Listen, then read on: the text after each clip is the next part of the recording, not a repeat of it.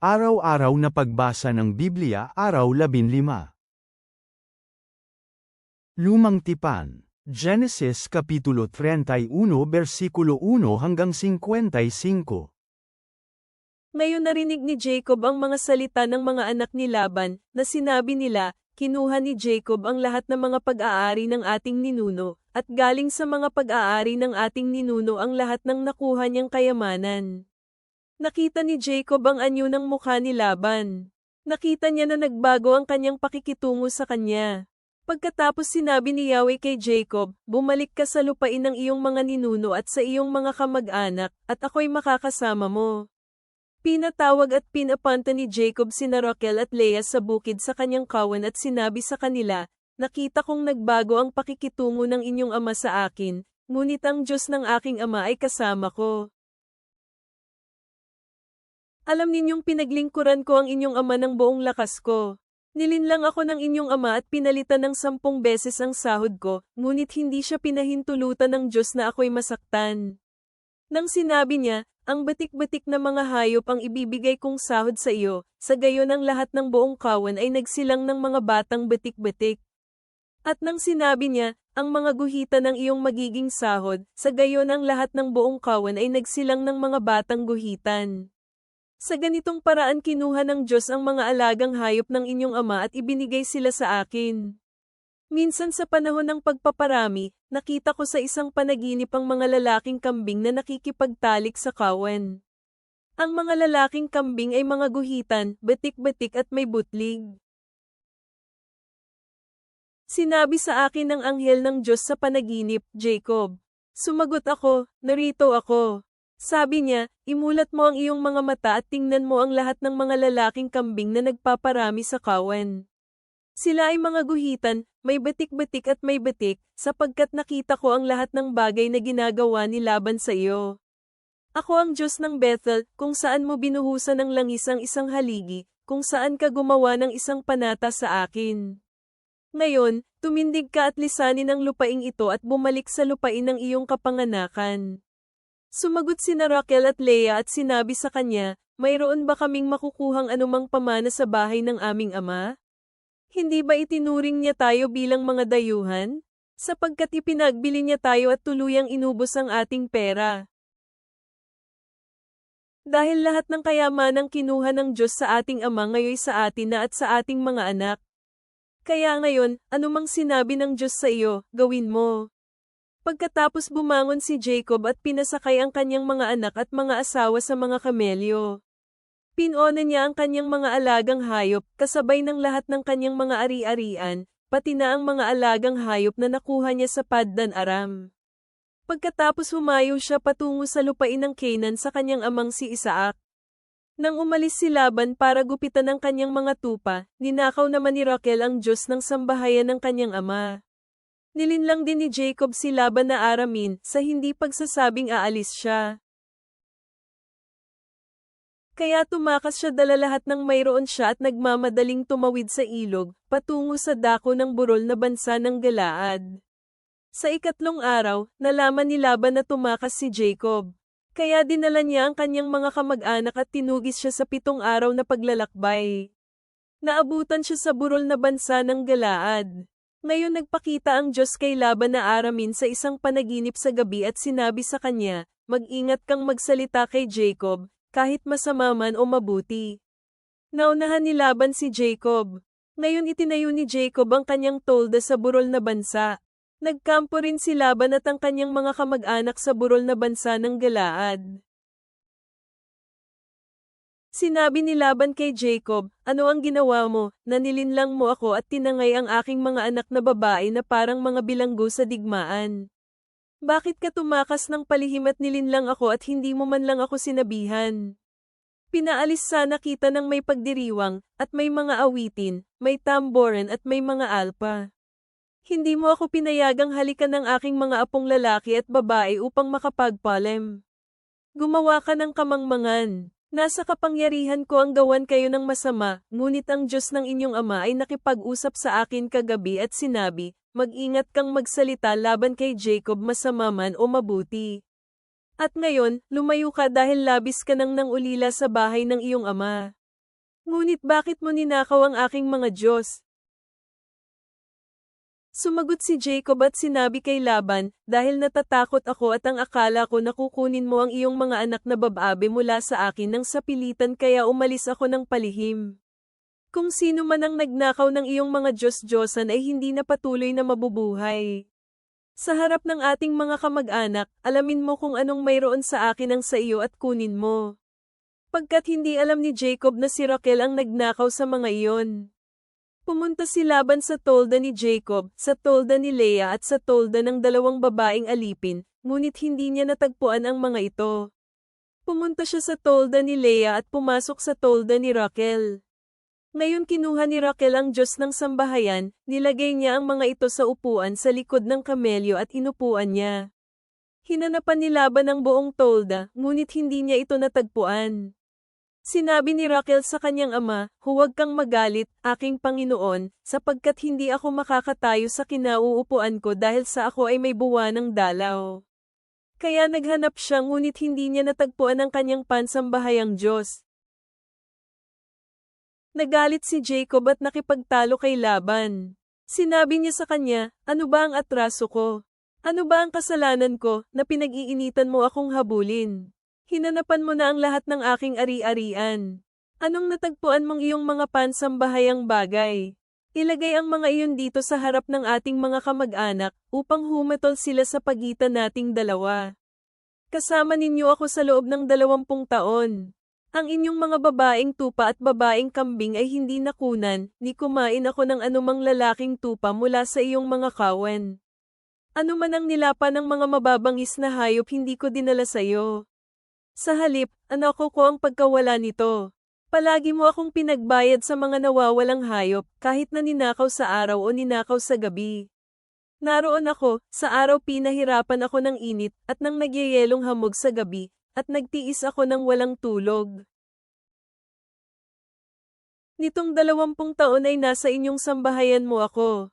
Nagtrabaho ako ng 14 na taon para sa 2 mong anak na babae, at 6 na taon para sa iyong kawan.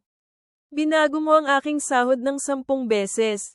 Kung ang Diyos na sinasamba ng aking ama, ang Diyos ni Abraham, at ang isang kinatatakutan ni Isaac ay kasama ko, tiyak na ngayon pinaalis mo na sana akong walang dala. Nakita ng Diyos ang aking kaapihan at kung gaano kabigat ako nagtrabaho, at pagsabihan kanya kagabi. Sumagot si Laban kay Jacob, ang mga anak na babae ay aking mga anak na babae, ang mga apo ay aking mga apo, ang mga kawan ay aking mga kawan. Lahat ng nakita mo ay akin.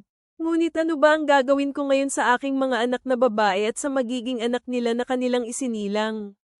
Kaya ngayon, gagawa tayo ng isang kasunduan, ikaw at ako, at hayaang maging saksi ito sa pagitan mo at sa akin. Kaya kumuha si Jacob ng isang bato at itinayo bilang isang haligi. Sinabi ni Jacob sa kanyang mga kamag-anak, magtipon kayo ng mga bato. Kaya kumuha sila ng mga bato at gumawa ng isang tumpok. Pagkatapos doon sila kumain sa may tumpok. Tinawag ni Laban itong Jegar sa Haduta, ngunit tinawag ni Jacob itong Galid. Sinabi ni Laban, ang mga tumpok na ito ang isang saksi sa pagitan ko at sa iyo ngayon. Kaya ang pangalan ay tinawag na Galid. Tinawag din itong Mispa, dahil sinabi ni Laban, nawa si Yahweh ang magbantay sa pagitan mo at ako, kung hindi natin nakikita ang isa't isa. Kung abusuhin mo ang aking mga anak, o kumuha ka ng ibang mga asawa maliban sa mga anak ko, bagamat wala tayong kasama, tingnan mo, ang Diyos ang saksi sa pagitan mo at ako.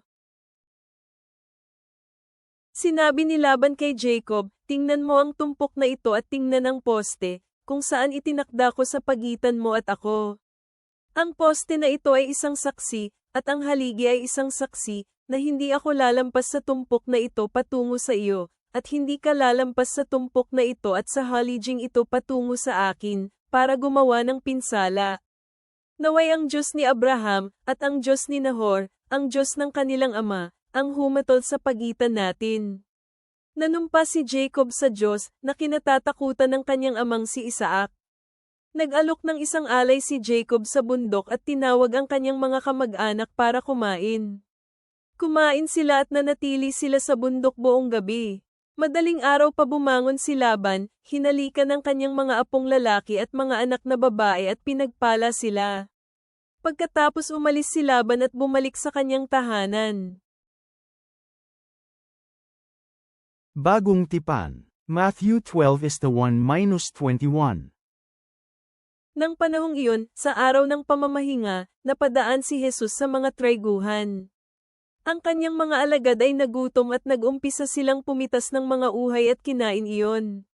Ngunit nang makita ito ng mga Pariso, sinabi nila kay Jesus, "Tingnan mo, ang iyong mga alagad ay gumagawa ng labag sa kautusan sa araw ng pamamahinga." Ngunit sinabi ni Jesus sa kanila, "Hindi ba ninyo nabasa ang ginawa ni David nang siya ay nagutom at pati ang mga lalaking kasama niya? Kung paano siya pumasok sa tahanan ng Diyos at kinain ang tinapay na handog, na labag sa kautusan na kainin niya at labag sa kautusan na kainin din ng kanyang mga kasama, ngunit nararapat lamang sa mga pari. At hindi ba ninyo nabasa sa kautusan na sa araw ng pamamahinga, ang mga pari sa templo ay nilalapastanganan ang araw ng pamamahinga ngunit hindi nagkakasala? Ngunit sinasabi ko sa inyo na ang mas dakila sa templo ay narito. At kung alam sana ninyo ang ibig sabihin nito, ang nais ko ay habag at hindi handog, hindi sana ninyo hinatulan ang walang kasalanan. Sapagkat ang anak ng tao ay Panginoon ng araw ng pamamahinga. Pagkatapos, umalis si Jesus mula doon at pumasok sa kanilang sinagoga. Masdan ito, may isang lalaki na tuyot ang kamay. Nagtanong ang mga Pariso kay Jesus, at sinabi, "Naaayon ba sa kautusan ang magpagaling sa araw ng pamamahinga, upang siya ay maparatanggan nila ng pagkakasala?" Sinabi ni Jesus sa kanila, "Sino kaya sa inyo, na kung mayroon siyang nag-iisang tupa, at nahulog ang tupang ito sa malalim na butas sa araw ng pamamahinga ay hindi ito iaahon sa butas para ilabas? Gaano pa kaya kahalaga ang isang tao kaysa sa isang tupa? Kaya hindi labag sa kautusan ang paggawa ng mabuti sa araw ng pamamahinga." At sinabi ni Jesus sa lalaki, "Iunat mo ang iyong kamay." Iniunat nga niya ito, at bumalik ang dating kalusugan nito, gaya ng kanyang isang kamay. Ngunit lumabas ang mga Pariso at nagsabuatan laban sa kanya. Naghahanap sila ng paraan kung paano siya maipapatay.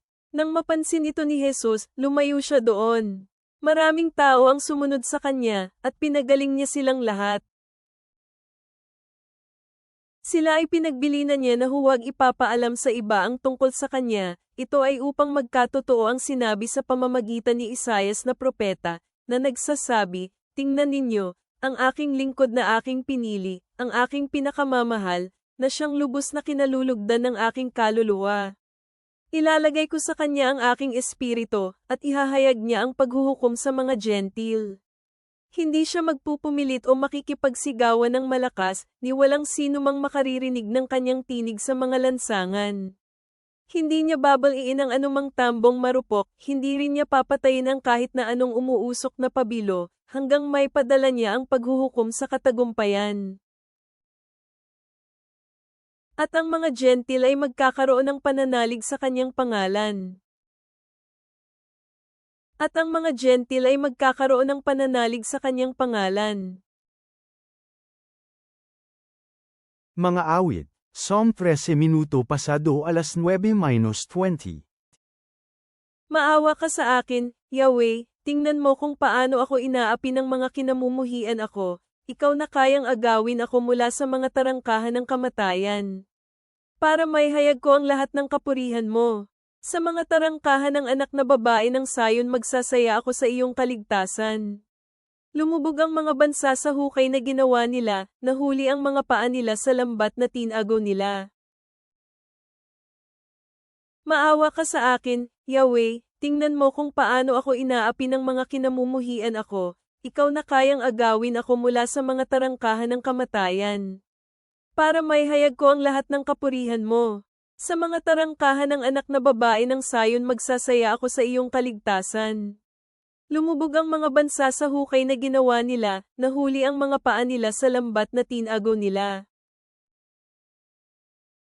Hinayag ni Yahweh ang kanyang sarili, nagsagawa siya ng paghatol, nahuli sa patibong ang masama dahil sa sarili niyang mga ginawa. Sala ang mga masasama ay binalik at pinadala sa Sheol, ang patutunguhan ng mga bansa na lumimo sa Diyos. Dahil ang mga nangangailangan ay hindi kailanman makalilimutan, o itataboy ang mga pag-asa ng mga inaapi. Bumangon ka, Yahweh, huwag mo kaming hayaang lupigin ng tao, nawa mahatulan ang mga bansa sa iyong paningin. Sindakan mo sila, Yahweh, nawa malaman ng mga bansa na sila ay tao lamang. Sala. Mapagmahal na Panginoon, ikaw ang nag-oorkestra ng pagkakasundo at pagpapagaling sa mga nasirang relasyon ayon sa iyong perpektong plano. Habang kami ay nakikita ang katotohanan na nagdadala si Jesus ng paghahati bago ang pagkakaisa, ihanda ang aming mga puso upang manatiling matatag sa aming pananampalataya anuman ang halaga. Bigyan mo kami ng karunungan upang harapin ang mga hidwaan ng may biyaya at magsalita ng katotohanan ng may pag-ibig. Nawa kami ay makahanap ng seguridad sa iyo lamang at mamuhay bilang mga tagapamayapa na nagpapakita ng iyong katangian sa isang nanunood na mundo. Nawa ang lahat ng aming ginagawa ay magdala ng karangalan kay Jesu Kristo, aming Panginoon at Hari. Amen.